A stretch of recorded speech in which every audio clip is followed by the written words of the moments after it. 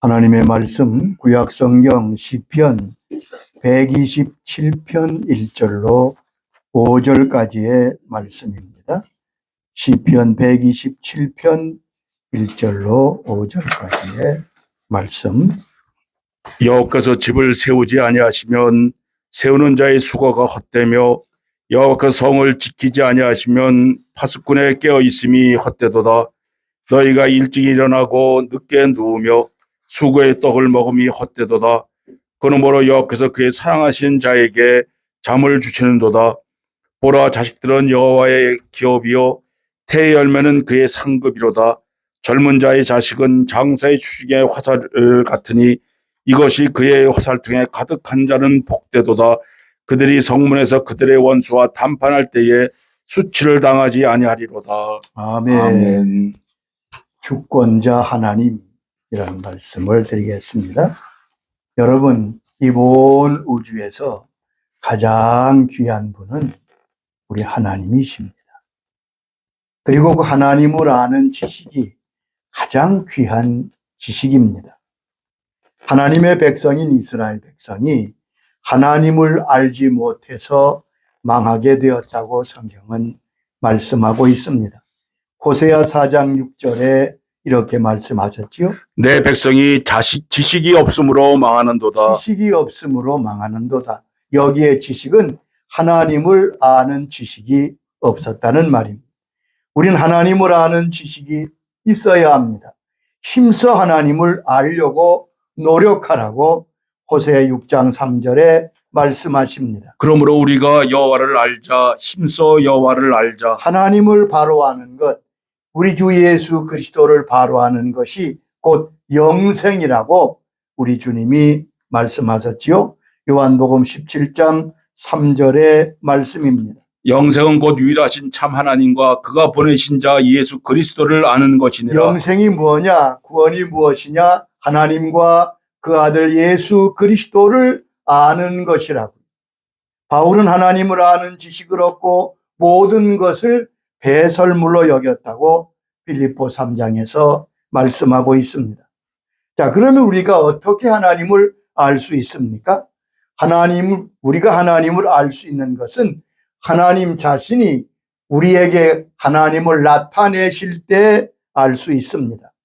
하나님이 자신을 계시하는 것을 통하여 알 수 있게 되는 거지요. 여기에 계시란 열어서 나타내는 것을 말합니다. 자, 보재기에 이렇게 덮여 있는 것을 벗겨서 알 수 있게 하는 것, 그것이 계시입니다.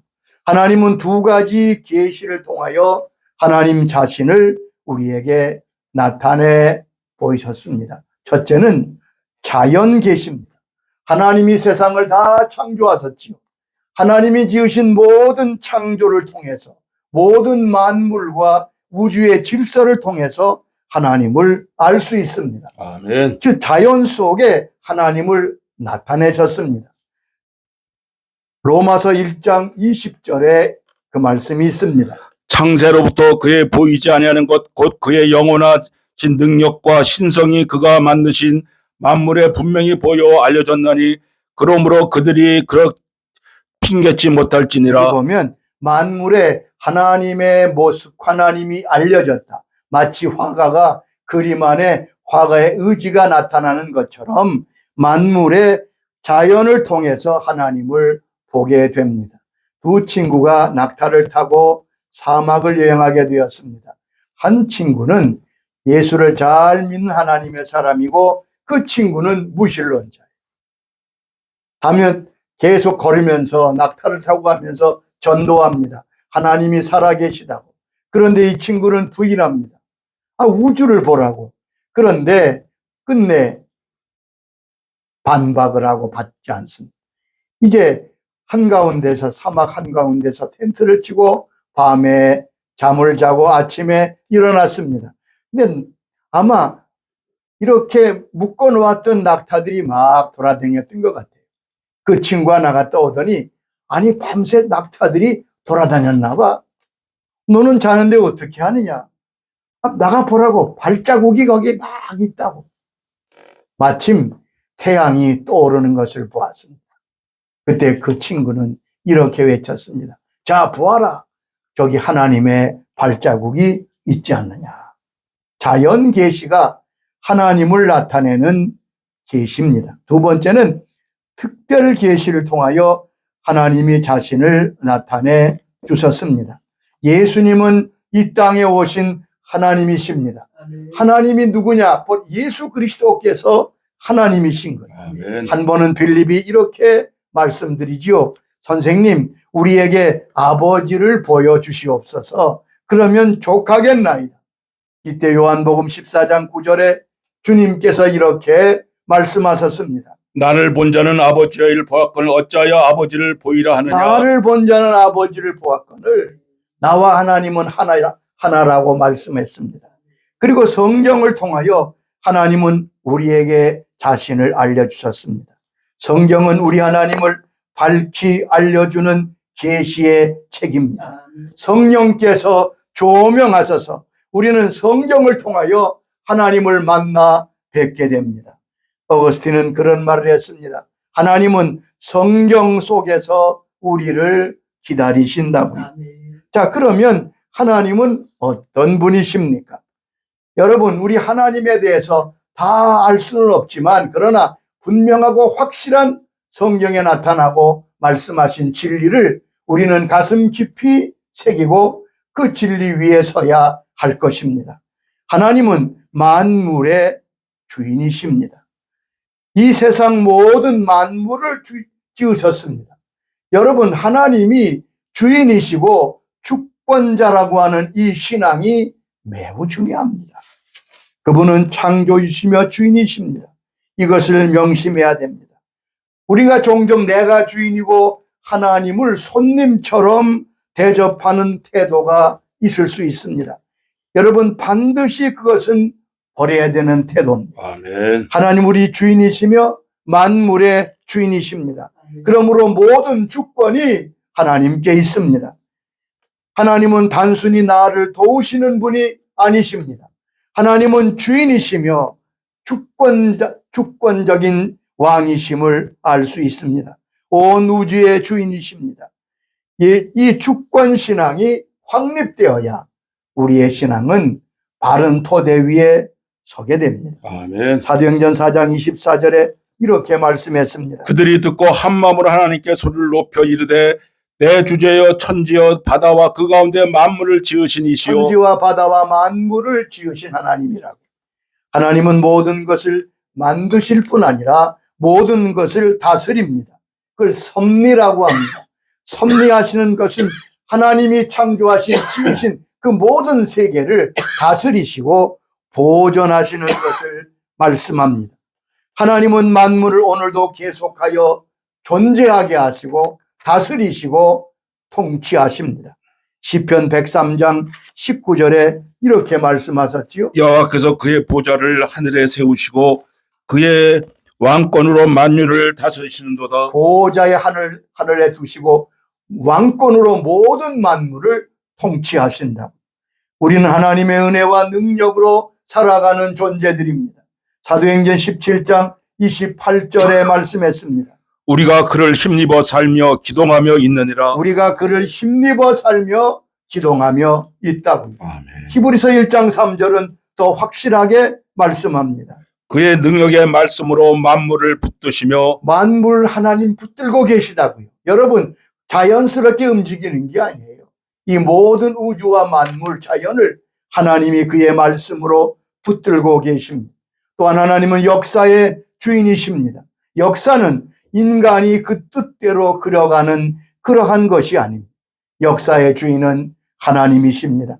작은 물방울이 시내 이루고 시내가 강을 이루고 나중에는 큰 바다를 이루는 것처럼 인간의 뜻대로 자유의지로 행하는 것 같지만 하나님이 그것을 모아서 커다란 역사의 강을 만드시는 겁니다. 아멘. 여러분, 우리가 이것을 꼭 알아야 합니다.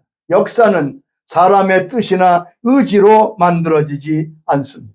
하나님의 섭리가 역사를 주관하고 있습니다. 바벨론 느부갓네살은 그 방대한 제국을 건설한 대단한 임금입니다. 인간적으로 자랑할 만합니다.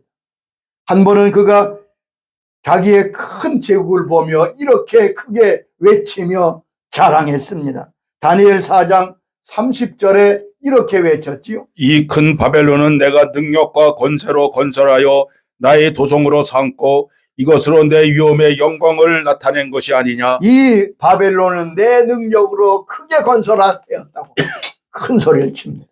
근데 그 말이 마치기 전에 하늘에서 하나님이 말씀하십니다. 4장 31절에 말씀하지요. 하늘에서 소리가 내려 이르되 느부갓네살 왕아 내게 말하노니 이 나라의 왕위가 내게서 떠났느니라. 여기 보면 내가 세웠다고 큰 소리 쳤는데 그 말이 마치기도 전에 하나님께서 느부갓네살 왕아 내 왕위가 내게서 떠났느니라. 7년 동안 짐승처럼 풀을 뜯어먹고 미친 사람처럼 살게 되고 그 후에 다시 왕권이 회복되어 하나님 앞에 경배하는 모습을 우리는 다니엘에서 볼 수 있습니다. 하나님의 손이 모든 것을 통치하고 있다고 다윗은 역대상 29장 11절에서 고백하고 있습니다. 여호와의 위대하심과 권능과 영광과 승리와 위엄이 다 주께 속하여 싸우니 천지에 있는 것이 다 주의 것이로소이다. 위대한 권능과 영광이 하나님께 속했습니다. 천지에 있는 것이 다 주의 것입니다. 다윗의 고백이 우리의 고백이 되어야 할 것입니다. 아멘. 주는 만물의 주제가 되사 손에 권세와 능력이 있다고 말씀했습니다. 사람을 크게 하심과 강하게 하심이 주의 손에 있나이다. 하나님은 처음과 나중을 주장하시는 역사의 주인이십니다. 요한계시록 1장 8절에 말씀하십니다. 주 하나님이 이르시되 나는 알파와 오메가라 어제도 있고 전에도 있었고 장차 올 자라 전능한 자라 하시더라. 여기 보면 알파와 오메가란 말은 처음과 나중에 하나님이시라는 말씀입니다. 하나님은 또한 모든 생명의 주인이십니다. 우리 생명의 주인이 하나님이십니다. 한나는 이것을 사무엘상 2장 6절에 고백했습니다. 여호와는 죽이기도 하시고 살리기도 하시며 스올에 내리기도 하시고 거기서 올리기도 여기 하시는도다. 보면 살리기도 하시고 죽이기도 하신다고. 시편 36장 9절에도 말씀했습니다. 진실로 생명의 원천이 주께 있사오니 주의 비단에 우리가 빛을 여기 보리로다. 보면 우리가 이 불은 세세하게 이런 부분들을 확실히 알고 이 진리 위에 서서 내가 주인이 아님을 잊지 말아야 할 것입니다. 또한 하나님은 모든 돈의 주인이십니다. 여러분 잘 들으세요. 돈의 주인은 하나님이십니다. 절대 사람이 아닙니다. 아멘. 내가 돈의 주인이 아니에요. 학개서 2장 8절에 하나님이 친히 말씀하셨습니다. 은도 내 것이요 금도 내 것이니라. 은도 내 것이요 금도 내 것이라. 역대상 29장 12절에 보면 다윗의 신앙 고백이 있습니다. 부와 기가 주께로 말미암고 또 주는 만물의 주제가 되사 손에 권세와 능력이 있사오니 모든 사람을 크게 하심과 강하게 하심이 주의 손에 여기 있나이다. 보면 부와 귀가 주께로부터 말미암는다고요. 여러분 결코 내가 내 물질을 가졌다, 내 돈이라고 여기는 것은 빗나간 생각입니다. 아멘. 그러므로 다윗은 성전 건축을 위하여 자기의 모든 예물 재산을 다 주께 드립니다. 백성과 방백이 예물을 드립니다. 그러면서 그는 이렇게 말하고 있습니다. 역대상 29장 14절의 말씀입니다. 모든 것이 주께로 말미암아 싸우니 우리가 주의 손에서 받은 것으로 주께 드렸을 뿐이니이다. 모든 것이 주님께로부터 왔습니다. 우리가 주의 손에서 받은 것을 주께 드렸습니다. 다윗은 내 돈을 주께 드렸습니다 말하지 않았습니다. 내가 주의 손에서 받은 것을 다시 주님께 드렸습니다. 아멘. 여러분 돈의 주인이 하나님이심을 잘 인식하고 살아갈 때 우리는 돈의 노예가 아니라 청지기로 하나님을 영화롭게 하는 좋은 관리자가 될 것입니다. 이처럼 우리는 하나님의 주권신앙을 가져야 합니다. 하나님은 나의 주인이십니다. 우주도 역사도 생명도 물질도 내 자신도 하나님의 것입니다. 오늘 시편 127편은 하나님이 주권자 되심을 찬송하는 시편이지요. 하나님이 함께하지 아니하시면 집을 세우는 것도 성을 지키는 것도 우리의 노력도 헛되다고 솔로몬은 고백하고 있습니다. 모든 일에 하나님이 함께하시는 손길이 있어야 합니다. 주권자 하나님을 기억하라는 말입니다. 하나님 없이 나 혼자 할 수 있다고 생각하고 사는 사람은 그의 삶이, 그의 인생이 헛될 것이라고 오늘 본문에 말씀하고 있습니다. 여기 보면 하나님은 세워주시는 분이십니다. 하나님은 집을 세우시고 성을 지키시는 분이십니다. 우리의 수고가 헛되지 않도록 지키시며 복 주시는 분이 하나님이십니다. 여기 성과 집은 현대적 의미로 개인의 삶, 가정과 교회와 민족의 나아가 인류 전체를 의미할 것입니다. 자, 마태복음 7장 보면 예수님께서 인생을 집 짓는 자로 말씀하셨습니다. 인생이 어떤 삶이냐? 너무 알기 쉽도록 주님께서 쉽게 설명해 주셨습니다. 마치 집을 짓는 자와 같다고 말씀했습니다. 어떤 사람은 모래터 위에 집을 열심히 짓습니다. 그러나 비가 내리고 홍수가 나고 태풍이 불면 마치 그 집이 무너지는 것 같다고 무너지는 인생이 있음을 말씀했습니다. 하나님이 함께 세워주지 아니하는 인생은 집이 무너지는 것처럼 무너지는 인생이 됩니다. 하나님과 함께 인생의 집을 짓는 사람은 기초를 반석 위에 지은 사람 같아서 어떠한 태풍과 비바람이 와도 무너지지 않습니다. 여러분, 하나님은 다윗의 집을 세워주셨습니다. 다윗의 가문을 그래서 메시아의 가문으로 만드셨습니다. 사무엘하 7장 27절에 하나님이 이런 약속을 하십니다. 내가 너를 위하여 집을 세우리라. 내가 너를 위하여 집을 세우리라. 사울의 집은 자신이 세우려고 애썼던 집이었고 그 집은 무너졌습니다. 그러나 다윗은 하나님이 세워주셨습니다. 그리고 그 가문은 메시아의 가문이 되었습니다. 신앙생활은 집을 짓는 것입니다. 아멘. 이 집은 이 지상에서 세워지는 우리 인생의 가정뿐 아니라 동시에 하늘나라에 나의 집이 지어지고 있다는 사실을 명심하시기 바랍니다. 내가 이 땅에 살아가며 사는 것, 내가 이 땅에 살며 주를 섬기는 그 삶이 천국에 나의 집이 지어지는 과정이라는 겁니다. 여러분, 그리고 그 집에 우리가 나중에 들어가 아멘. 살 것입니다. 그러므로 천국의 집은 각자 다릅니다. 크기도 다릅니다. 여러분, 같이 예수를 믿으니까, 같이 교회 나오니까 천국에 가면 똑같을 줄 압니까? 아니에요.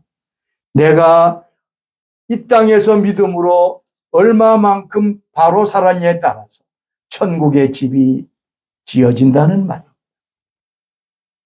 언젠가 한번 제가 그런 얘기를 들었습니다. 지금 소망교회 원로 목사님이신 곽선희 목사님께서 이런 말씀을 하시더라고요. 6.25 때, 6.25가 나서 그 무렵 때 군인으로 복무했습니다. 그때 군부대 옆에 민간교회 나갔는데 모든 교인이 참 알려주었다. 그 중에 특별히 한 권사님 한 분이 자기를 아들처럼 아껴주었습니다. 자, 그런데 어느 날 자기 얘기를 하는 거예요. 자, 해방되어 얼마 후에 그 며느리가 갑자기 세상을 떠나. 그리고 어린 손주를 남겨두고 죽게 됐어요. 그리고 그 권사님도 갑자기 병이 들어서 죽게 되었습니다.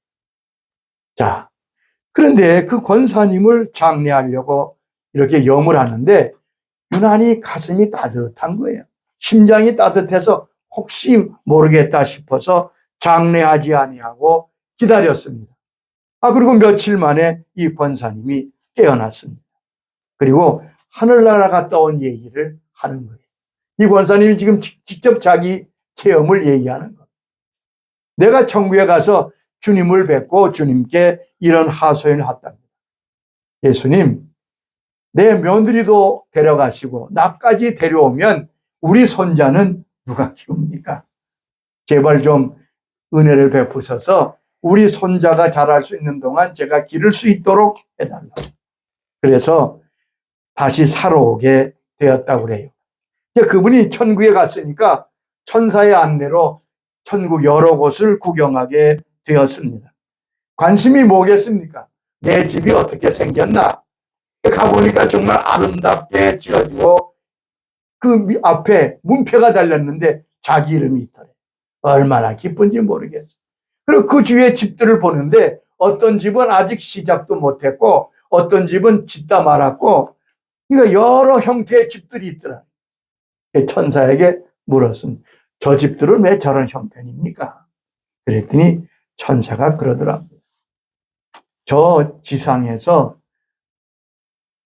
집을 짓는 도구가 올라와야 되는데 집을 짓는 재료가 올라오지 못해서 아직도 저 모양이라. 이 원사님은 다시 사셔서 10년 동안 더 사시다가 천국에 가셨다고 합니다. 여러분, 모든 사람이 집을 짓는 사람이라면 엉터리로 예수 믿으면 큰일 납니다. 아멘. 우리의 집이 바로 지어지지 않으면 바로 거기 가서 우리가 영원히 살 것이기 때문에 그렇습니다. 그러면 하나님과 함께 지어지는 집이 되려면 어떻게 지어야 할 것입니까? 첫째, 하나님이 주시는 설계도에 맞춰 집을 지어야 합니다. 여러분, 집은 설계대로 짓는 것입니다. 설계도면에 나와 있는 대로 지어야 좋은 집이 되는 것입니다. 집은 내 생각대로, 내 기분대로 지어서는 안 됩니다. 하나님이 함께 지어지는 집이란 하나님 주신 설계대로 짓는 집입니다. 하나님의 뜻과 성경에 맞추어서, 하나님의 뜻과 하나님의 말씀에 설계도에 맞추어서 성령의 인도하심으로 기도하며 우리의 집을 지어야 할 것입니다.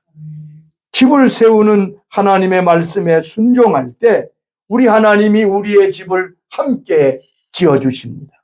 나의 집이지만 그 집을 짓도록 명하신 분은 하나님이십니다. 나의 집은 하나님께 순종함으로 귀하게 지어진다는 사실을 잊지 마십시오. 여러분, 순종하는 자에게 하나님은 귀하고 놀라운 집을 세워주십니다. 아브라함은 철저히 하나님께 순종한, 아들까지 들여서 순종한 사람이잖아요. 창세기 22장 17절에 하나님이 이런 약속을 하십니다. 내가 네게 큰 복을 주고 내 쇠가 크게 번성하며 하늘의 별과 같고 바다의 모래가 같게 하리니 내 쇠가 그 대적의 성문을 차지하리라. 여기 보면 내시가 대적의 문을 얻으리라. 여러분, 아브라함의 그 놀라운 축복과 문은, 집은 바로 하나님께 순종하여 얻은 축복인 것입니다. 아멘. 또한 순종하는 자에게는 무너지지 않는 집을 세우게 하십니다. 시편 125장 1절에 말씀했습니다. 여호와를 의지하는 자는 시온산이 흔들리지 아니하고 영원히 있음 같도다. 여호와를 의지하고 순종하는 자는 시온산이 흔들리지 아니하고 영원히 있음 같다고. 하나님께 순종하는 자의 집은 결코 무너지지 않습니다. 자, 하나님이 우리 집을 함께 세워주실 때 우리가 받는 은총이 무엇입니까? 오늘 본문에 3가지 은총을 말씀하셨습니다. 우리가 우리의 집을, 우리의 믿음의 집을, 우리 인생의 집을 주님의 뜻과 주님과 함께 지어갈 때 첫째, 주님께서 잠을 주신다고 했어요. 2절에 보면 여호와께서 그의 사랑하는 자에게 잠을 주시는도다. 내가 집을 짓고 내가 지키고 내가 모든 것을 계획하고 감당하려면 결코 평안할 수 없습니다. 불안합니다. 불안과 염려는 21세기의 세균이라고 누군가 말했습니다. 회색 그림자. 하나님이 함께 내 집을 지을 때 그 사람에게 평강이 임합니다. 아멘. 잠을 주신다는 말은 말 그대로 단잠을 주신다는 말씀이기도 하고, 마음의 삶에 평안을 주신다는 말씀입니다. 육신의 평안과 심령의 평안을 주십니다. 여러분, 다윗은 많은 고난을 겪었지요.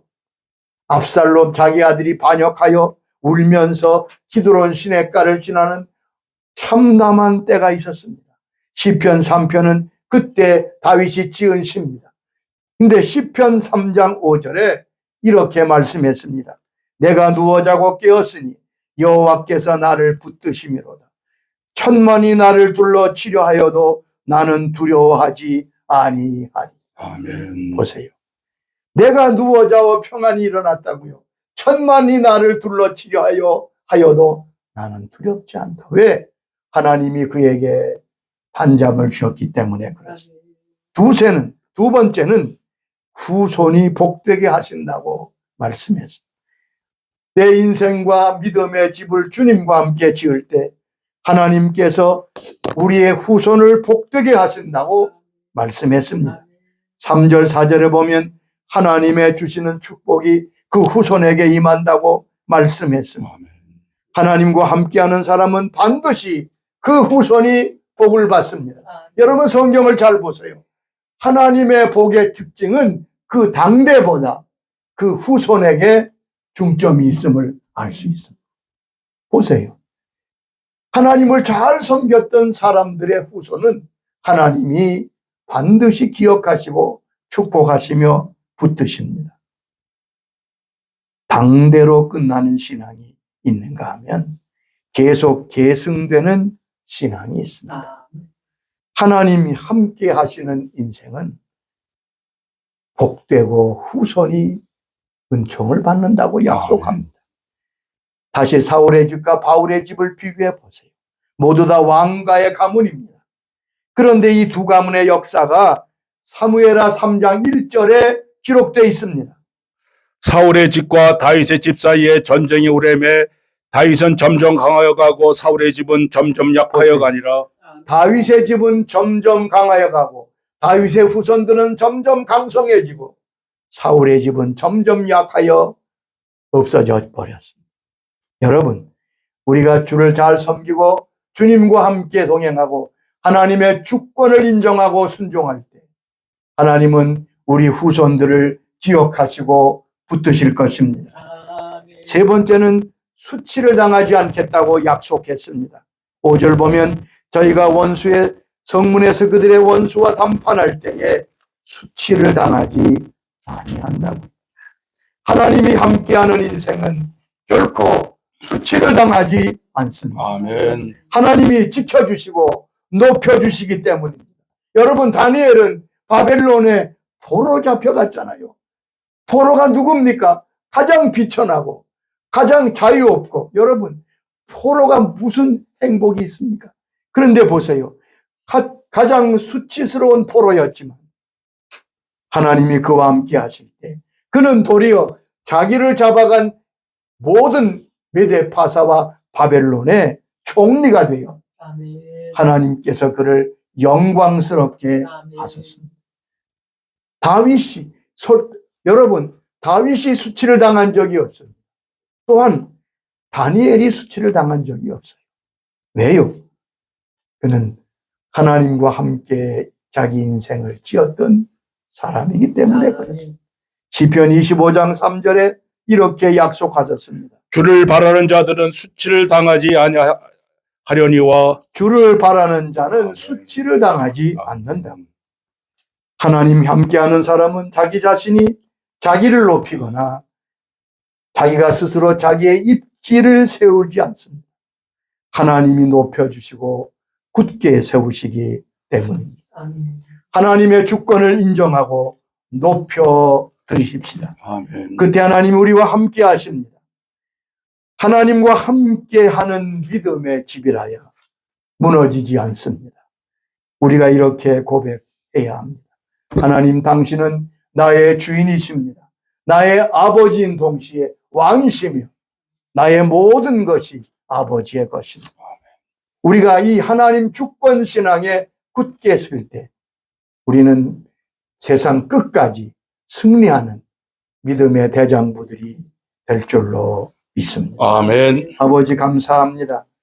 아버지께서 집을 세우지 아니하시면, 하나님이 성을 지키지 아니하시면 우리의 노력, 우리의 수고는 다 헛될 것이라고, 하나님 주권 신앙을 가질 것을 오늘 말씀해 주셔서 감사합니다.